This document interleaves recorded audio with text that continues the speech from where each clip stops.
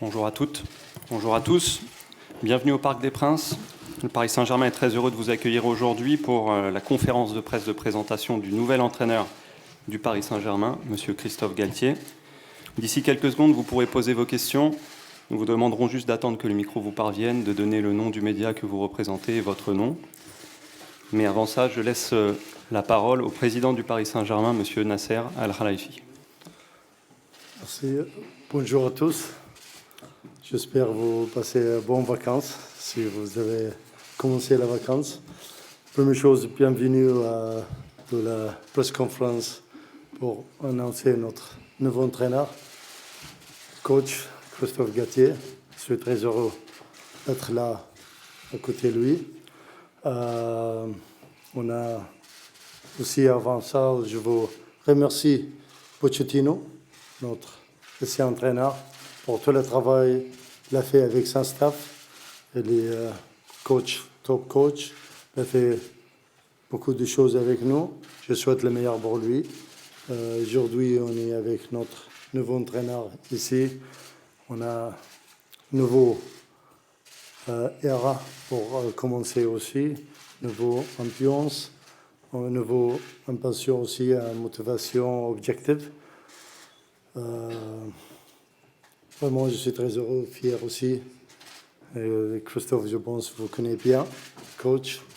On a regardé le coach avant, quand il était à Saint-Étienne, après Lille, Nice. On est content, fier des Français aussi. On va commencer des choses nouveaux aussi dans notre projet.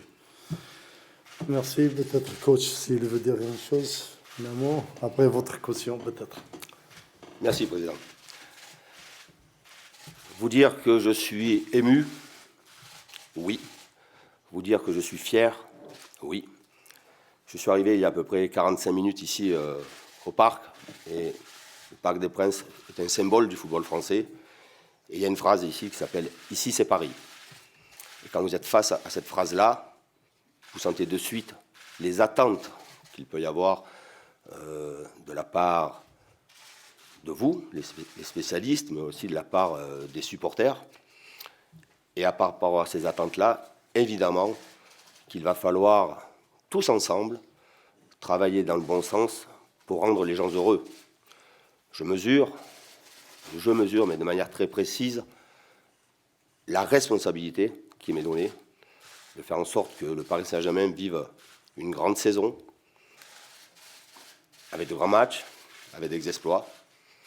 Je m'y suis préparé. Si j'ai accepté ce poste, si j'ai accepté de prendre ces responsabilités-là, c'est que j'en suis capable. Mais seul, c'est très difficile. Ensemble, on est beaucoup plus fort. Et c'est aussi, lorsque j'ai eu mes premières discussions avec Luis Campos, qui m'a parlé de ce projet-là, j'ai mis très peu de temps à prendre ma décision, même si je savais, je mesurais tout ce qui pouvait se passer dans une vie d'entraîneur quand on est entraîneur du Paris Saint-Germain. Mais évidemment que la présence de Luis Campos au PSG a été un élément déterminant. Et ensuite, évidemment que les mots, les échanges que j'ai pu avoir avec mon président ont fait que j'ai accepté avec beaucoup d'humilité, mais avec une grande détermination, le poste d'entraîneur du Paris Saint-Germain. Il y a beaucoup d'attentes, c'est normal. Il y a des gens sceptiques, je le comprends. Je suis prêt donc à répondre à toutes vos questions. Christophe, bonjour. Olivier Talaron, Canal+. La question qui revient le plus souvent chez les supporters, c'est est-ce que Christophe Galtier va être capable de gérer un tel vestiaire avec de telles stars? On peut citer Mbappé, Neymar, Messi. Est-ce qu'il y a un secret pour gérer un tel vestiaire et quelle est votre méthode pour gérer de tels égos? Évidemment que cette question, elle se pose. Mais avant de parler de ça, ce sont avant tout des joueurs qui veulent gagner. qui veulent jouer, qui veulent prendre du plaisir. Évidemment que je vais beaucoup échanger avec l'ensemble des joueurs. J'ai rencontré des vestiaires où il y avait beaucoup d'ego aussi. Et je pense que la gestion d'un groupe, et c'est un privilège d'avoir un effectif de ce niveau-là, avec des joueurs de classe mondiale, c'est un privilège pour un entraîneur. Je pense que la première des choses, c'est d'échanger, partager avec eux, mais aussi d'imposer. D'imposer, il n'y aura pas de compromis dans ce que doit être la force du groupe. Parce que par rapport aux objectifs qui sont définis, on doit avoir un projet commun, sans aucun compromis. Je ne vais pas révolutionner le vestiaire. Je vais observer, écouter, et je sais que j'aurai l'appui de tout le monde, de la direction, pour prendre les décisions que je devrais prendre à partir du moment où un joueur, et quel que soit le joueur, ne se pliera pas à ce qui est le projet. Et je le répète encore une fois, il n'y aura aucun compromis là-dedans. Bonjour Christophe de Bixerac, le Parisien. Bonjour. Au PSG, il faut gagner, mais il faut aussi séduire. Ça sera quoi ou ce serait quoi le style Christophe Galtier? Oui, il faut avant tout gagner. Mais bien évidemment, quand vous avez un tel effectif et que vous êtes dans un club avec cette grande réputation sur la place internationale, vous devez bien jouer. Et généralement, vous gagnez plus souvent quand vous jouez bien. Par rapport à ce que j'ai pu faire dans les clubs dans lesquels j'ai travaillé, évidemment qu'il y aura une approche différente sur le jeu. Je vais avoir à ma disposition des joueurs de très haut niveau. Paris a très souvent la possession de balle. Paris a très souvent en face des équipes avec des blocs bas. Il faudra qu'on arrive à pouvoir à la fois bien attaquer, mettre une grosse pression sur les adversaires, garder un juste équilibre. Et cet équilibre-là est très très important. Mais bien évidemment que ça ne ressemblera pas du tout à ce que j'ai pu faire auparavant dans les autres clubs, parce que j'ai à ma disposition des joueurs d'un niveau incroyable. Bonjour Christophe, ici Loïc Tanzier, RMC Sport. Je prolonge la question de Dominique. Est-ce que vous pouvez nous parler un peu du système, justement? Est-ce que vous avez dit que vous n'allez pas continuer ce que vous avez fait auparavant, le 4-4-2? Est-ce que vous allez passer une défense à 3? Est-ce que vous le savez déjà? Est-ce que vous avez déjà parlé de ça avec les joueurs? Non, je n'ai pas encore rencontré les joueurs. Évidemment que j'en ai parlé avec la direction sportive. Tout d'abord, je m'adapterai à l'effectif qui sera à ma disposition, parce qu'on rentre dans une période où il va y avoir beaucoup de rumeurs, aussi beaucoup de mouvements. Mais oui, j'ai une idée assez précise de ce que je veux voir de l'équipe. Avant de parler de système, je veux voir du rythme, de l'intensité, de la grande détermination, une capacité à récupérer le ballon très tôt, très haut, pour pouvoir mettre sous pression l'adversaire. À partir du moment où je suis rentré donc en discussion sur le projet sportif avec Louis, mais aussi avec le président, je regarde ce qui se passe sur les équipes de Champions League, les équipes de très haut niveau, et je m'aperçois qu'il faut avoir un modèle de jeu très précis, avec une organisation très précise, rarement changée. Et à l'heure où on se parle, en fonction de l'effectif que j'aurai à ma disposition, il faudra que je mette surtout les joueurs dans leurs meilleures conditions et sur leurs points forts. Donc, vous dire, et évidemment que j'ai pu lire, je vous ai lu, je vous ai écouté, je ne vous ai pas beaucoup regardé. On parle beaucoup, oui, d'une défense à 3 avec une grande participation de nos pistons. J'ai la chance d'avoir dans cette équipe-là des couloirs incroyables, mais c'est aussi à l'intérieur du jeu de savoir qui fera partie de l'effectif pour savoir quelle animation on aura aussi à l'intérieur du jeu. Mais il y a une grande orientation sur une défense à 3.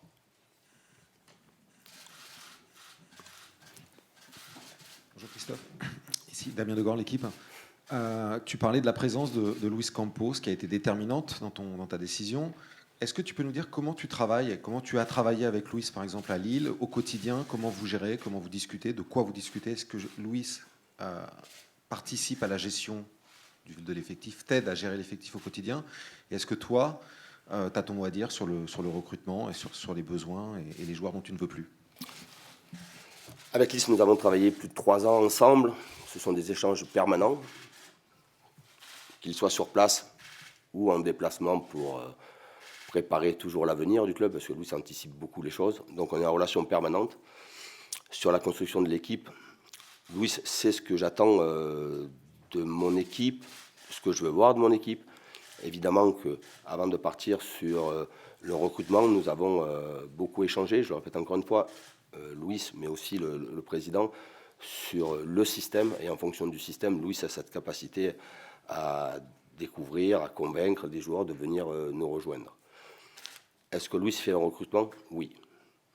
Mais depuis 3 ans, nous avons travaillé, nous avons fait beaucoup de mercato ensemble. Jamais un joueur n'est venu sans mon accord.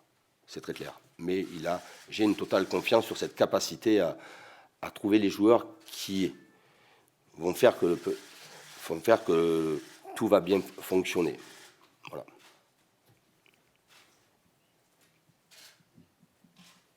Christophe, bonjour. Marc Mechenois, Goal.com. Je vais prolonger la question de mon confrère.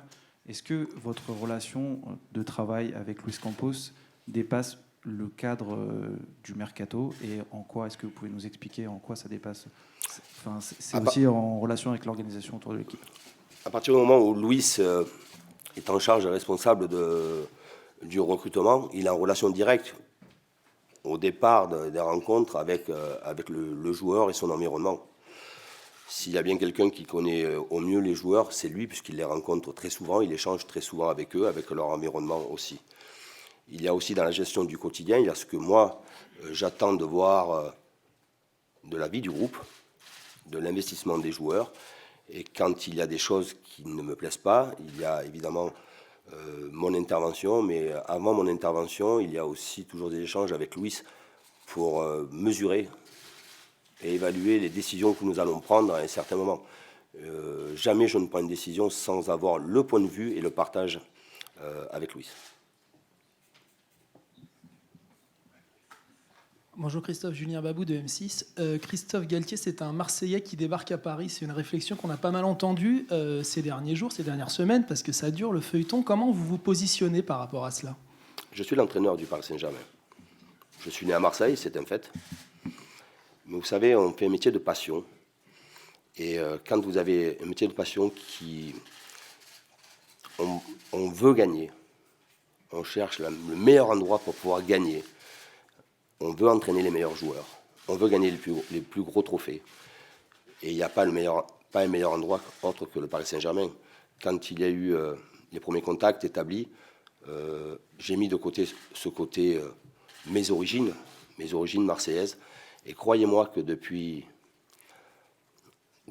pas mal de semaines, mes jours et mes nuits sont consacrés au Paris Saint-Germain. Mais c'est une bonne chose, c'est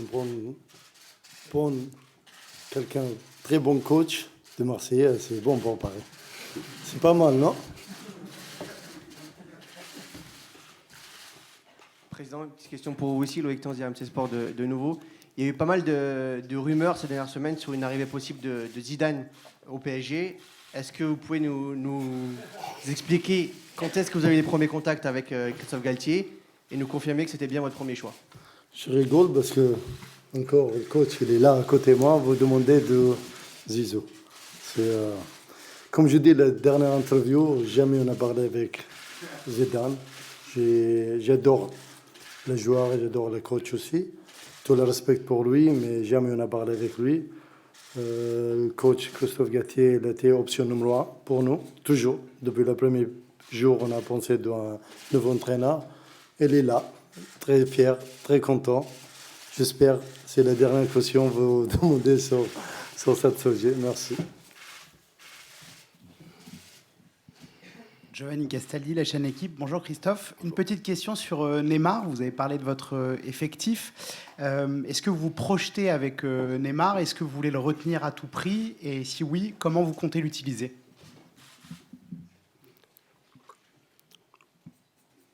Neymar est un joueur de classe mondiale. Il fait partie des meilleurs joueurs au monde. Quel entraîneur ne souhaiterait pas avoir Neymar dans son effectif?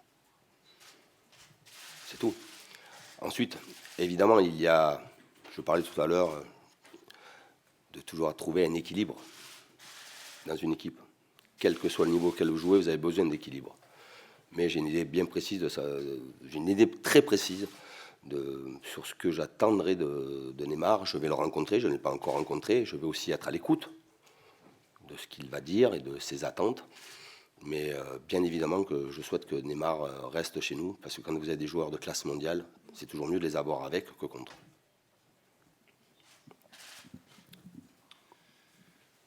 Bonjour Christophe, Cyril de la Morinerie du service des sports d'Europe 1 avec Jacques Vendroux, ici présent. Question pour continuer sur l'effectif, ça a été le grand feuilleton et la grande joie ici à Paris, c'est la prolongation de Kylian Mbappé. Vous allez entraîner Kylian Mbappé, ce n'est pas rien.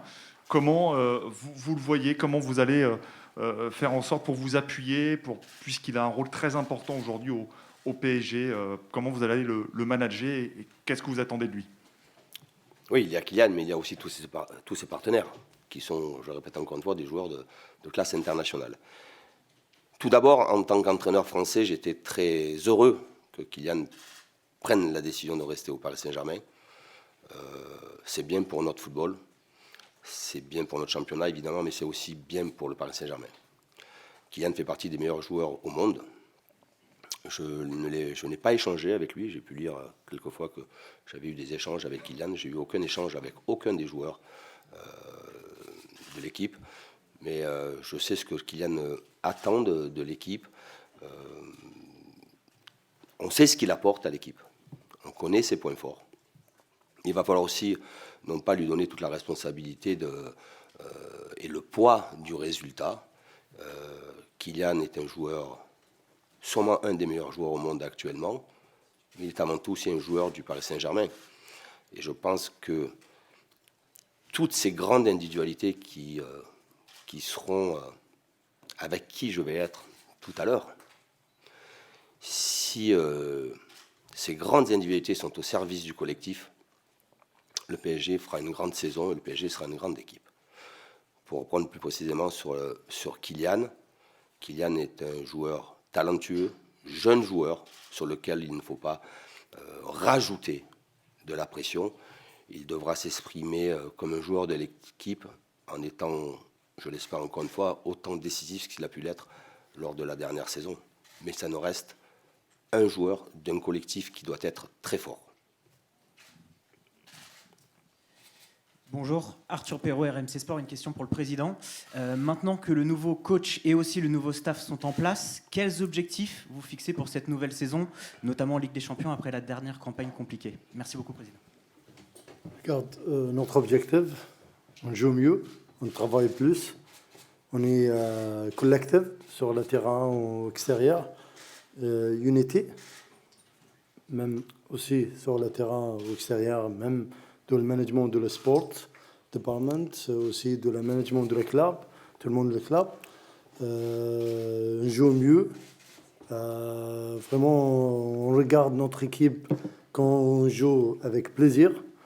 On joue bon football, bon foot, je pense que c'est le plus important. Après le résultat, bien sûr, on ne va pas parler de la Ligue des Champions aujourd'hui, on n'a pas commencé le premier entraînement. Je pense que l'objectif, c'est de travailler chaque jour, comme on a grande finale tous les jours. C'est l'objectif de travailler pour le faire le mieux, progresser. On joue tout le monde ensemble, collectif, une équipe. Qu'est-ce que j'adore chez le coach, Christophe, tu sais comment on va faire ça. On est vraiment très motivé pour regarder notre équipe de le premier match, mais je pense que le premier match commence aujourd'hui, le premier entraînement, c'est le premier match pour nous. Si on travaille, tout le monde motivé, tout le monde lui donne tout 100% sur l'entraînement. Après, on va voir le résultat, mais vraiment, notre résultat aussi, bien sûr, gagner, mais avec la philosophie, le style de jeu aussi, c'est très important. On a, comme le coach l'a dit, on a un grand joueur mondial, classe mondiale, mais aussi les jeunes talents. C'est très important avec le nouveau centre d'entraînement pour nous aussi, pour le club. Je pense que tout ça, si ensemble, vraiment, on vous concentrer pour la sortie aussi le niveau Kylian. C'est l'objectif aussi. Christophe, toujours Damien Legord, l'équipe. L'année dernière, il y a eu un autre feuilleton. Il n'y a pas eu que le feuilleton Kylian Mbappé, il y a eu celui des gardiens. Est-ce que toi, cette saison, tu vas choisir un numéro 1 et si oui, lequel? Je vais rencontrer très rapidement les gardiens. J'ai vu la gestion qu'il y a eu sur nos deux gardiens, mais je n'ai pas à la commenter.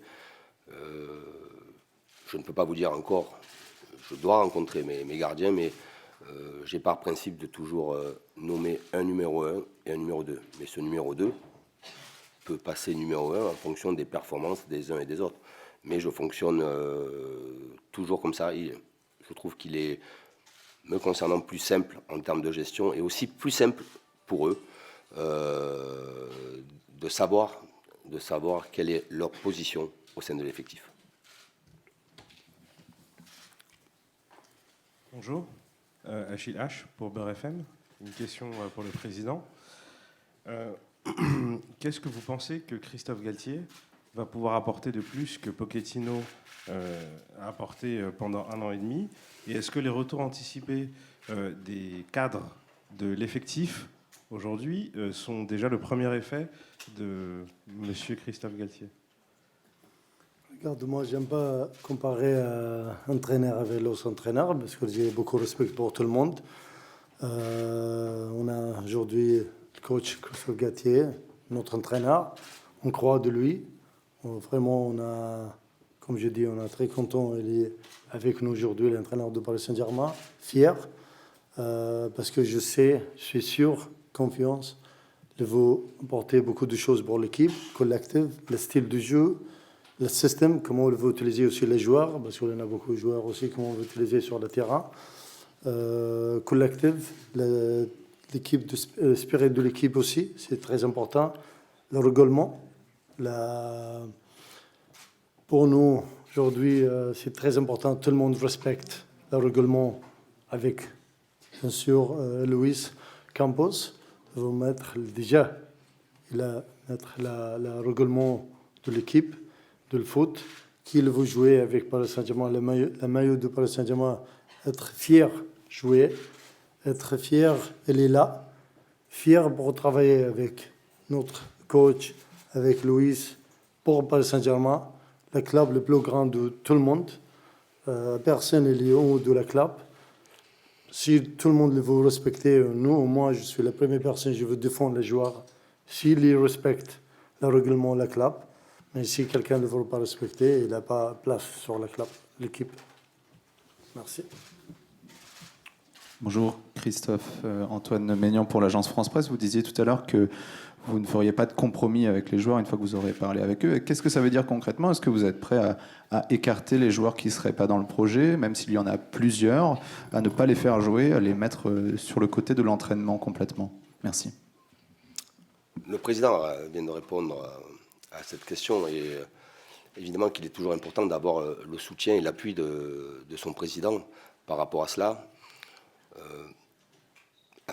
La manière de travailler avec Luis, c'est qu'il n'y a aucun compromis.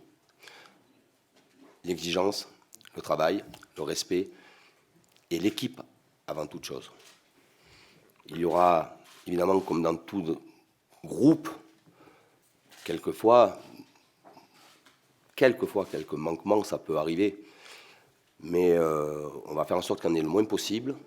Les décisions seront prises. Il n'y aura aucun joueur au-dessus de l'équipe. Mon objectif, évidemment, ce n'est pas de leur apprendre à jouer, à frapper du pied gauche ou frapper du pied droit ou être bon de la tête. C'est de faire en sorte que cette somme de talent devienne une grande équipe avec une grande force. Je suis convaincu depuis des semaines, je suis déterminé à faire en sorte que cette équipe soit très soudée, exigeante, déterminée pour faire la plus grande saison possible. Si il y a malheureusement des joueurs qui sortent de ce cadre-là, à partir du moment où ils sortiront de ce cadre-là, ils seront écartés. De quelle manière? Ça restera évidemment toujours en interne. Mais pour répondre très précisément, pas un joueur sera au-dessus de ce que doit être le groupe et la position du groupe. On va prendre 2 dernières questions, s'il vous plaît. Oui, Christophe, Olivier Talaron, Canal+. Juste pour prolonger ce que disait mon confrère tout à l'heure, des joueurs sont revenus plus tôt, visiblement. Vous pouvez peut-être nous le confirmer, ils devaient revenir, je pense, lundi prochain. Notamment Messi, Neymar. Kylian Mbappé, c'est un peu plus habituel. Est-ce que vous y voyez un signe, justement, que les joueurs ont compris le message, qu'il y aura plus de passe-droit, un peu plus de discipline, un peu plus de motivation à montrer? Est-ce que vous voyez un signe? C'est la rentrée des classes. Vous savez, quand on était petit, à la rentrée des classes, on avait le beau cartable, la trousse de toilette, les cahiers bien rangés. Le premier jour, tout est nickel. Mais en étant beaucoup plus sérieux sur cela, les derniers joueurs rentreront le 11. Il y avait une date définie. On a fait en sorte de raccourcir les délais de vacances pour que tout le monde rentre le plus rapidement possible. Et évidemment, c'est très agréable que tout le monde soit à l'heure. Les joueurs qui sont arrivés ce matin ont passé leurs examens médicaux, ont commencé aussi à travailler. Je vais aller les rencontrer pour la première fois dans quelques minutes. Mais il était prévu que Neymar et Léo rentrent aujourd'hui, oui.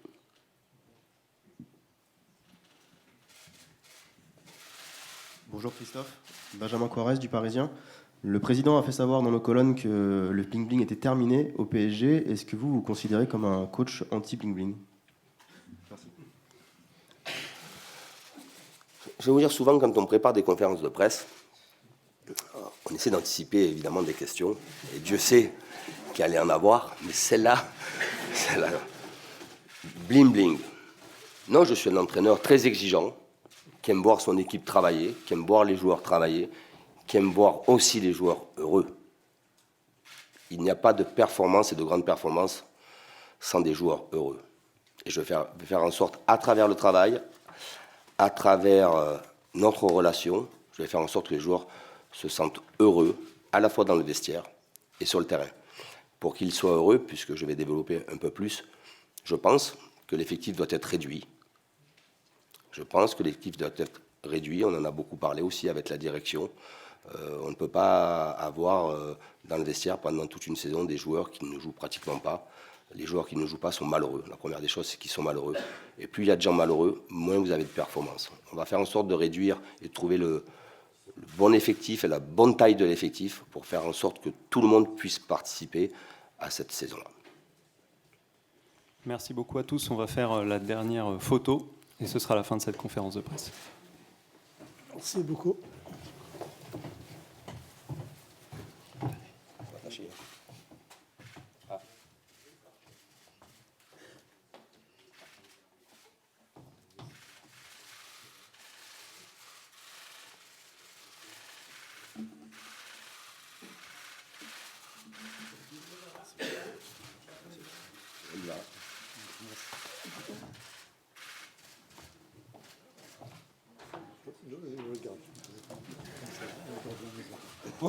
Là, je vous en prie.